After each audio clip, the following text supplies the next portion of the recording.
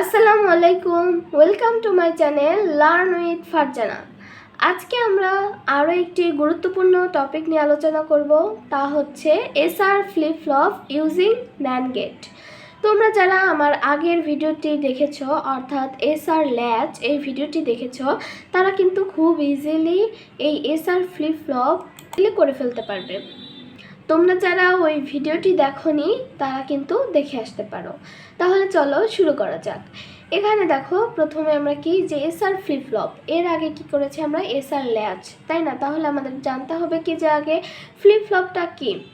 Flip ফ্লপটা হচ্ছে আমাদের একটি মেমোরি সার্কিট, যা আমাদের কি করে, 1 বিট ইনফরমেশন এটা কি ধরে রাখে। এর আগের কিন্তু ভিডিওতে আমরা ল্যাচ সম্পর্কে একই ধারণা দিয়েছি যে আমাদের ল্যাচটা কি করে, সেটাও একটা কি মেমোরি সার্কিট, সেটা 1 বিট আমাদের কি ইনফরমেশন ধরে রাখে। তাহলে এখানে ফ্লিপ ফ্লপ আর ল্যাচ এর মধ্যে আসলে পার্থক্যটা কোথায়, তাই না? দুইটাই তো আমাদের মেমোরি সার্কিট, এটা কি করছে, 1 বিট ইনফরমেশনটা ধরে রাখছে। এখানে দেখো আসল পার্থক্যটা এখানে হচ্ছে আমাদের কি, এই যে ফ্লিপ ফ্লপের ক্ষেত্রে এই দেখো এখানে আমাদের কি একটা ক্লক পালস অ্যাড করা আছে। ঠিক আছে, এখানে আমাদের কি আছে যে একটা ক্লক পালস অ্যাড করা আছে, কিন্তু আমরা দেখেছি যে এসআর ল্যাচের ক্ষেত্রে কোনো ক্লক পালস কিন্তু অ্যাড করা ছিল না। আবার এখানে দেখো যে এসআর ফ্লিপ ফ্লপ এর ক্ষেত্রে আমরা ন্যান্ড গেট ইউজ করেছি কয়টা, টোটাল 4টা। আর এসআর ল্যাচের ক্ষেত্রে আমরা করেছিলাম কয়টা ইউজ, 2টা, তাই না? এখানে দেখো এসআর ফ্লিপ ফ্লপ আর এসআর ল্যাচটা যদি তোমরা বুঝে যাও তাহলে কিন্তু ফ্লিপ ফ্লপ খুব ইজিলি বুঝবে। কারণ কি, এই দেখো যে এসআর ফ্লিপ ফ্লপ এর মধ্যে আসলে দেখো এই যে এই পোর্শনটুকু, এটা হচ্ছে কিন্তু আমাদের সেই এই যে এসআর ল্যাচ। আর এর আগে যে আমাদের কি 2টা যে ন্যান্ড গেট দিয়ে ক্লক পালস অ্যাড করে দিয়েছে, এর মাধ্যমে আমরা কি এসআর এটা ফ্লিপ ফ্লপ হয়ে গেছে। তাহলে আমরা আগের ভিডিওতে কিন্তু এসআর ল্যাচের ট্রুথ টেবিলটা আসলে কিভাবে হচ্ছে তা তোমাদের বিস্তারিত কিন্তু আলোচনা করেছি। তোমরা যারা ভিডিওটি দেখেছো তারা কিন্তু খুব ইজিলি এই টপিকটা বুঝতে পারবে। তাহলে চলো আমরা দেখি যে এই এসআর ফ্লিপ ফ্লপের ক্ষেত্রে আমরা আসলে আউটপুটটা বা আমাদের ট্রুথ টেবিলটা আসলে কেমন হয়। এখানে দেখো প্রথমে কি আমি বলেছি যে এখানে আমাদের কি অ্যাড করা আছে একটা ক্লক পালস। এখন এই ক্লক পালসের আসলে কাজটা কি, এখানে ক্লক পালস কেন দিয়েছি, তাহলে ইনপুট হিসাবে এখানে কি যাবে, তাই না? এখানে দেখো ক্লক পালসটা আমাদের এজড ট্রিগার করা থাকে। ঠিক আছে, এখানে আমাদের কি আছে যে ক্লক পালস, যেটা আমাদের এজড ট্রিগার্ড অর্থাৎ এখানে হচ্ছে আমাদের যদি পজিটিভ এজ ট্রিগার্ড হয় তাহলে এখানে ক্লক পালসের ভ্যালু এখানে 1 আর নেগেটিভ হলে 0। তাহলে এসআর ফ্লিপ ফ্লপের ক্ষেত্রে আমরা ধরে নিচ্ছি এটা হচ্ছে আমাদের কি যে ক্লক পালসের যেটা আছে সেটা আমাদের কি পজিটিভ এজ ট্রিগার্ড। তার মানে এই ক্লকের আমাদের ভ্যালুটা হচ্ছে কি এখানে 1। ঠিক আছে, যেহেতু এইখানে ক্লকের ভ্যালুটা 1, তার মানে দেখো এই 1টা কিন্তু আমাদের ইনপুট হিসাবে এখানে কি এই যে এই ন্যান্ড গেটের ক্ষেত্রে যাচ্ছে, এখানে হচ্ছে কি 1। আবার এই যে এই ন্যান্ড গেটের ইনপুটেও কিন্তু অ্যাড আছে 1। তাহলে দেখো এই ন্যান্ড গেটের ক্ষেত্রে আমাদের কি 2টি ইনপুট জরুরি, তাই না? প্রতিটি ন্যান্ড গেটের ক্ষেত্রে আমাদের কি 2টি ইনপুট জরুরি, কিন্তু এখানে দেখো একটি ইনপুট আমরা কি পেয়ে গেছি 1। তাহলে অপর ইনপুটটিকে কিন্তু দিলে আমরা কিন্তু বুঝতে পারবো যে আসলে আমাদের এখানে আউটপুটটা কত হচ্ছে। তাহলে দেখো এখানে যদি একটি ইনপুট 1 হয়, আর এখানে দেখো যে এসআর ফ্লিপ ফ্লপের ক্ষেত্রে প্রথমে আমরা দেখব যে ইনপুট কতর জন্য, এখানে এস এবং আর এর জন্য, এস এর জন্য 0 এবং আর এর জন্য কি আছে 0। তাহলে দেখো এখানে যদি এস এর আমরা কি দিয়ে আউটপুট 0, আর তাহলে এখানে ক্লক পালসের ভ্যালু কত আছে 1, তাহলে 0 1। ইনপুট যদি আমাদের 0 1 হয় তাহলে ন্যান্ড গেটের ক্ষেত্রে আমাদের আউটপুটটা কি হবে বলো তো? আমাদের আউটপুটটা কি হবে, এখানে 0 1 এর ক্ষেত্রে আমরা জানি আউটপুটটা কি হয় 1 হয়, তাই না? আমরা তো এটাই জানি যে যে কোনো একটা যদি আমাদের ইনপুট 0 হয় তাহলে এটার আমাদের আউটপুট অবশ্যই কিন্তু 1 হবে। তাহলে এখানে আমাদের কি হচ্ছে 1 আউটপুটটা। এখানে আমরা এই যে প্রথম ন্যান্ড গেটের আমাদের আউটপুটটা এখানে কত পাচ্ছি 1।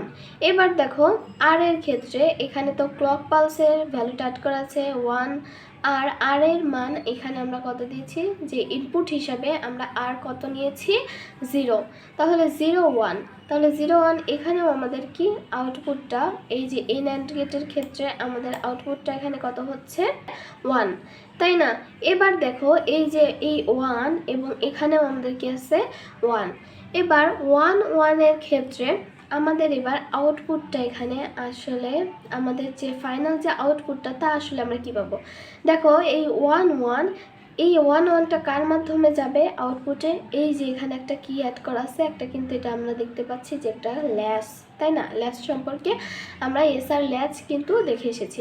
তাহলে দেখো ল্যাচের ক্ষেত্রে আমরা যদি এখানে 1 1 ইনপুট দিতাম তাহলে আমরা আউটপুট কি পেতাম। এসআর ল্যাচের ক্ষেত্রে আমরা ইনপুট যদি 1 1 দিয়েছি তখন আমরা আউটপুট পেয়েছি কি নো চেঞ্জ। এটা কিন্তু আগের ভিডিওতে আমরা দেখে এসেছি যে কিভাবে আমাদের নো চেঞ্জ হয়। তাহলে এই ট্রুথ টেবিলটা তোমাদের কিন্তু একটু মাথায় রাখতে হবে এসআর ল্যাচের। তাহলে দেখো এখানে যদি 1 1 দেওয়ার কারণে আমরা কি পাচ্ছি এখানে নো চেঞ্জ, তার মানে আমাদের এই যে কিউ হবে কি এখানে নো চেঞ্জ। ঠিক আছে, আমি আশা করছি যে তোমরা একটু মনোযোগ সহকারে দেখলে কিন্তু খুব ইজিলি এই জিনিসটা বুঝতে পারবে। এবার দেখো আমরা আবার এখানে সেকেন্ড ইনপুটের ক্ষেত্রে কাজ করব। দেখো ফার্স্ট ইনপুটের ক্ষেত্রে আমাদের কাজ শেষ, এবার সেকেন্ড ইনপুট কি আছে আমাদের, এস এর ক্ষেত্রে আছে 0 আর আর এ আছে 1। তাহলে দেখো এস এ এখানে আমাদের 0 আর ক্লক পালস এটার তো আমরা জানি কি ভ্যালু এখানে 1, তাহলে 0 1 এখানে আমাদের এই প্রথম যে NAND গেট আছে এর ক্ষেত্রে আমরা এখানে আউটপুট কত পাচ্ছি, যে কোনো একটি যদি 0 হচ্ছে তাহলে আমাদের এখানে 1, তাই না? এবার আর এর ক্ষেত্রে দেখো এখানে আমাদের আর কত আছে, আর আছে 1 আর ক্লক পালস এখানে আমাদের কি 1, তাহলে 1 1 এর জন্য NAND গেটের আমাদের এই যে NAND গেটের আমরা আউটপুট কত পাবো 1 1 এর জন্য আমরা জানি কি 0, তাহলে এখানে 0 আর এখানে আমরা কত পেলাম 1, তাহলে 1 0। আমরা কি জানি যে এই যে এসআর ল্যাচ এর ট্রুথ টেবিলে দেখো যে 1 0 যখন আমাদের কি ল্যাচের ইনপুট ছিল, এই যে এইটা তো আমাদের একটা ল্যাচ, তাই না? তাহলে ল্যাচের ইনপুট যখন আমাদের 1 এবং 0 ছিল এস এবং আর এ, তাহলে আমাদের তখন আমাদের আউটপুট কত ছিল 0, তার মানে কিউ ছিল আমাদের 0 আর কিউ বারটা তাহলে আমাদের কি হবে বলো তো, আমরা কিন্তু বলেছি যে ওই ভিডিও এই যে এটা হবে কিউ এর কি কমপ্লিমেন্ট, তার মানে এটা যদি আমাদের 0 হচ্ছে তাহলে কিউ এর কমপ্লিমেন্ট কিন্তু 1, কিন্তু আমরা আসলে আউটপুট হিসাবে এই কিউকেই কনসিডার করব। ঠিক আছে, তাহলে দেখো এখানে কিন্তু 0 1 এর জন্য আমরা কি পাচ্ছি 0।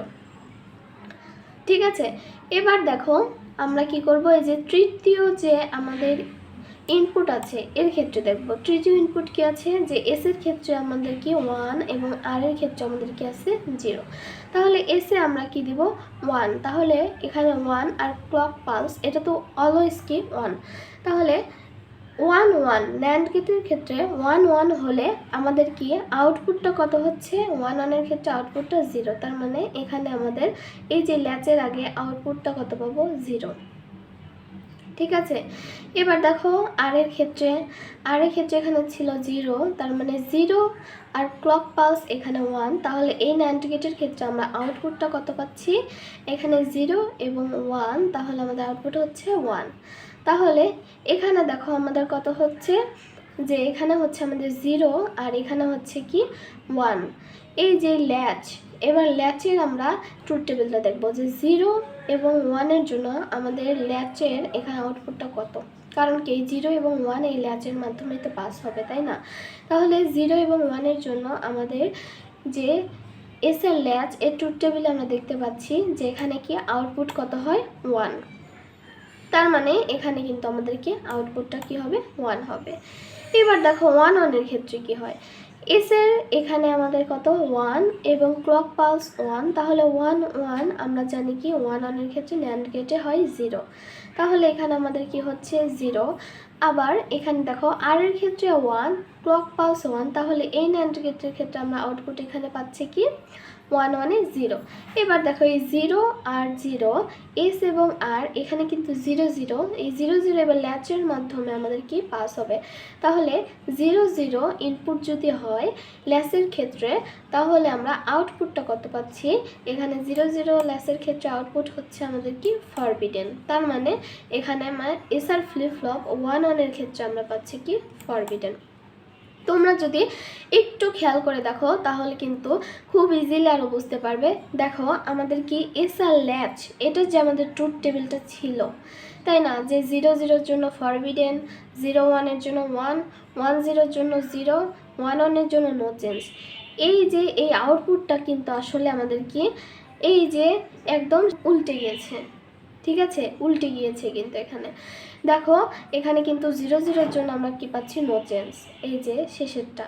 তারপর কি 0 1 এর জন্য আমরা কি পাচ্ছি 0, তারপরে 1 0 এর জন্য আমরা কি পাচ্ছি 1, আর এক্ষেত্রে 1 1 এর জন্য আমরা কি পাচ্ছি ফরবিডেন।